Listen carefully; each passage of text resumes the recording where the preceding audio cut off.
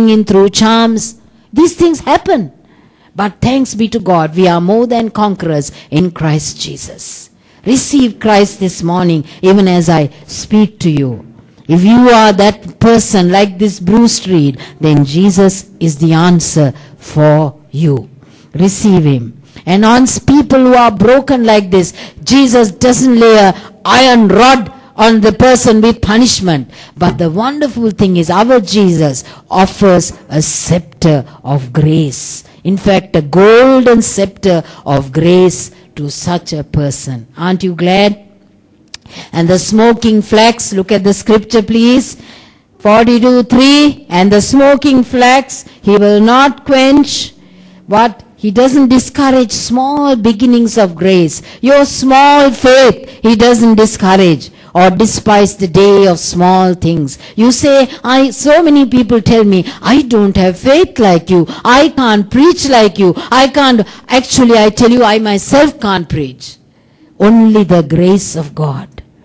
Only the grace of God in each one of our lives. You have a little grace, little faith. God does not despise that. He will fan it till you are sparkling bright. Won't you like that? He increases your spiritual light, increases your understanding. And He supplies you with the oil of grace. Let's look at the nature of our Lord Jesus Christ. He will not break a bruised reed, nor quench the smoking flax. Gentle Jesus, the gentle nature of Jesus. How many of us would like a dose of Christ's gentleness?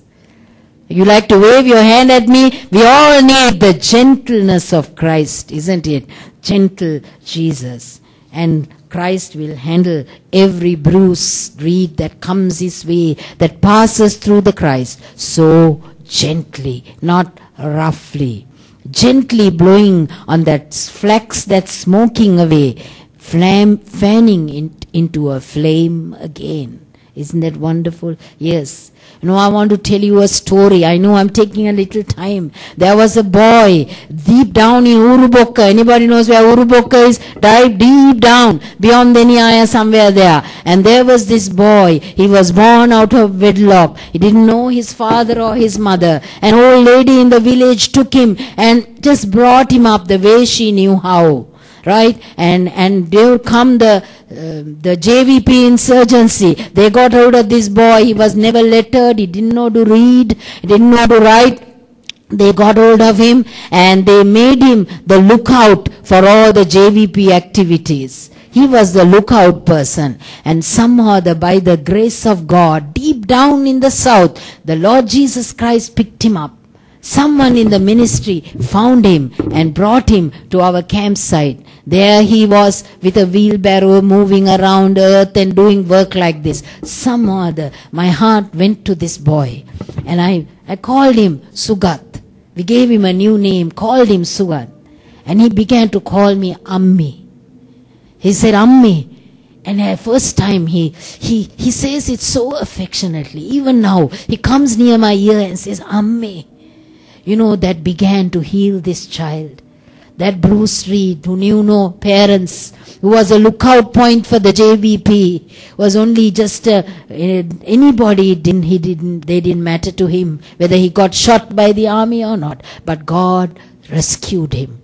And then as time went and the Rainbow Boys came about, also children whose parents have abandoned them.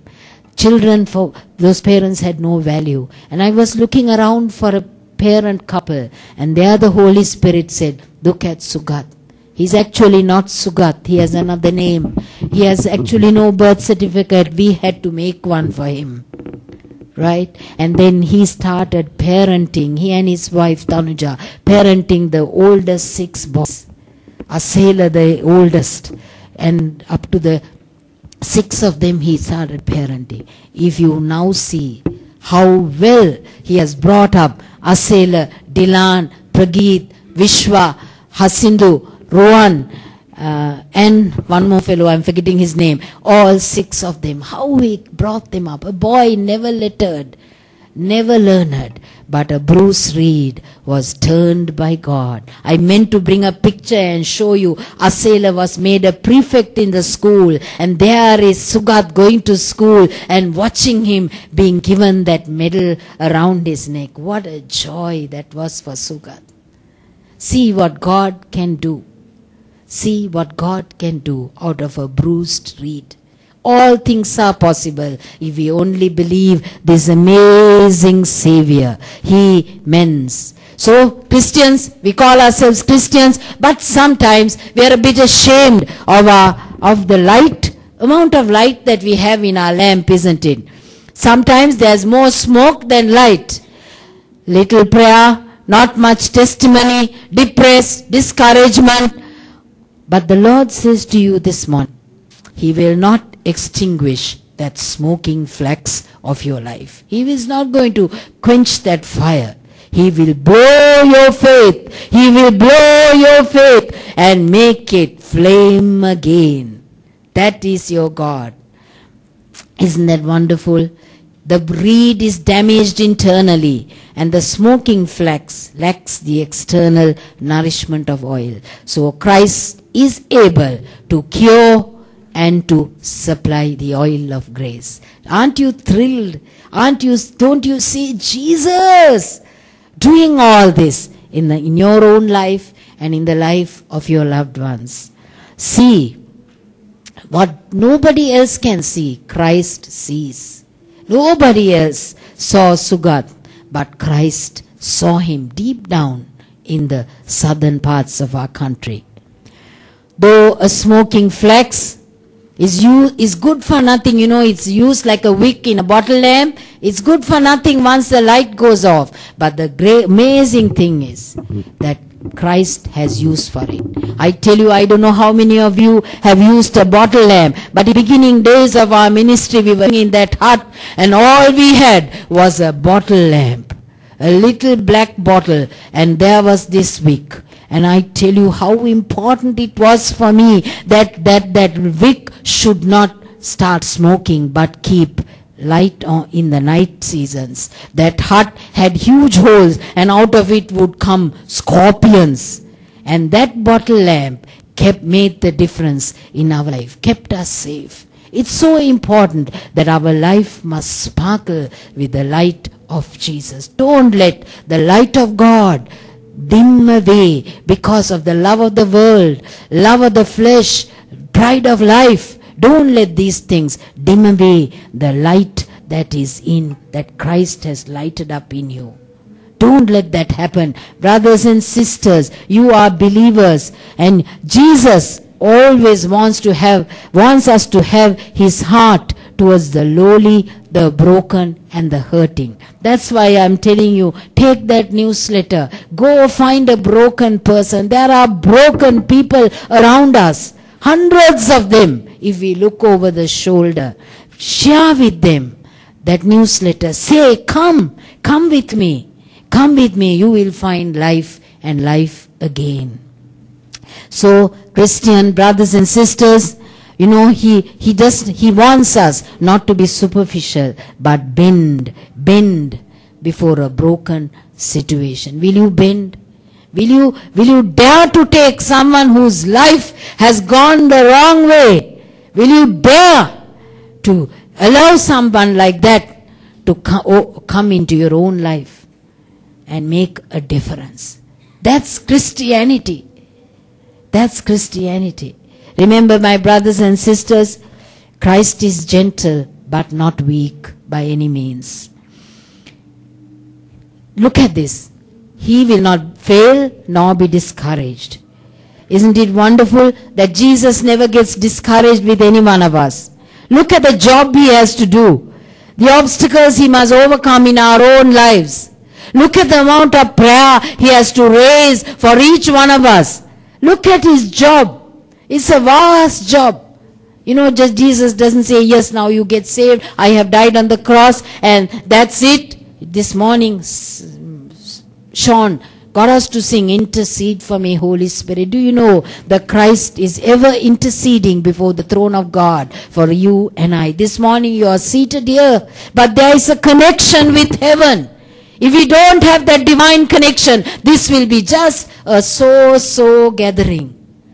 Just by tradition, just by habit. But let us never allow that to happen. We have that divine connection, and Christ is on the right hand of the Father, ever interceding for each one of us, that each of us will be perfected in Christ.